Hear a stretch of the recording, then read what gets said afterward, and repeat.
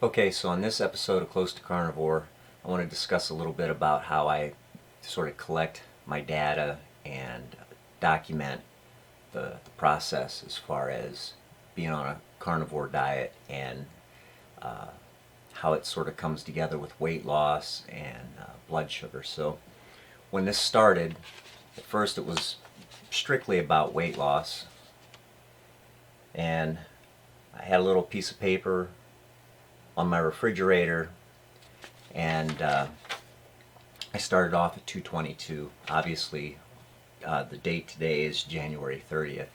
I'm not 222 anymore. Um, but it was that simple. And then I started doing one of these. Come into focus. And what this is this is a daily log that I started on the 29th of December. And what I do is in the morning, the first thing I do when I get up is I check my blood sugar. And then 99.9% of the time, I have black coffee with 2 tablespoons of coconut oil in my coffee. Hence the term close to carnivore for the title of the YouTube channel. But anyway, I actually have 2 of these, and the reason I have duplicates is one of these is for my doctor. With COVID and not being able to see people person to person, I want to make sure that I have as much information together to show him as far as what I'm doing, especially, and I'm hoping here in a couple months to have my physical or wellness check, whatever you want to call it, and show him what I've been doing. Because what's going to happen is, in your head, you're going to try to keep track of everything that you've ate, and you'll kind of be close, but even on New Year's Eve, I had half a slice of pizza that made me somewhat sick to my stomach. It caused some gastrointestinal distress, for lack of better words. And then 2 weekends ago, I even had a small piece of birthday cake, and that was horrible. And I'm a sugar freak. I used to eat anything sweet, cookies, cake, pie, you name it, candy bars, it didn't matter. But anyway, that's the purpose of those logs. And then the blood sugar device I'm using is this one here. Let's see if I can get that to focus. And like I said, I check my blood sugar once a day, first thing in the morning. These are not that expensive. I think I picked it up for 24, 25 bucks, and the reloads and the pricks are another 25. So about 50 bucks total. And I don't get on the scale that often.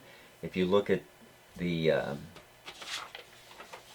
this sheet of paper, even in my data log, my little folders, I get on the scale maybe once every 5 to 7 days.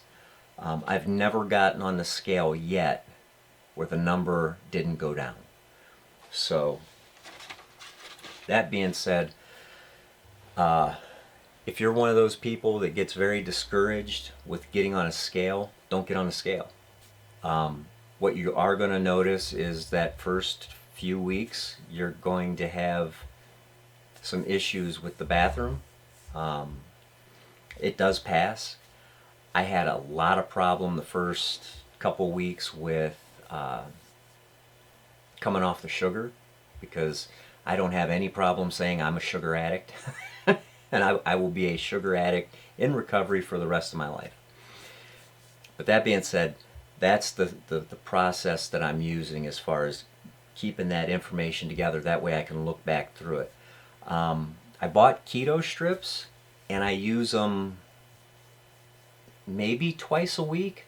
What I found is there for a while I was because I have coffee for breakfast, and I wouldn't actually eat my first meal till lunch. Um, I would just check my ketones at lunch, and I was kind of in ketosis, and it was starting to become frustrating. But then I started looking at the number when I was getting on the scale, and I was continually losing weight. So I sort of moved away from the keto strips. Maybe I'll revisit that if I hit like the plateau, or because it's going to happen. It's not if, it's when. But I'll probably revisit those then. But right now, my basic day is coffee in the morning with the coconut milk, and then I have 2 meals. I usually have one at 11, between 11 and 12, and then I'll eat again at 5ish. But that's the game plan for now. And I highly recommend writing down what you eat. If you write down what you eat every time you eat, you don't get that, oh, I forgot, but I had this. It's all there. It's all there to look at, and you can see where things are maybe not going well. I can tell you this, if I eat something that's a little more protein based for my last meal of the day versus fat based, when I wake up in the morning, my blood sugar is going to be between 95 and 105. If I have something that's very fatty and moderate to low protein, when I wake up in the morning, my blood sugar is usually 85 to 90. So that's where we're at. That's the nuts and bolts of this video, is how you collect your information. I'm a numbers nerd. I like looking at data. You don't have to, but I do recommend writing down what you eat. As always, make sure you like, share, and subscribe. And until next time, peace.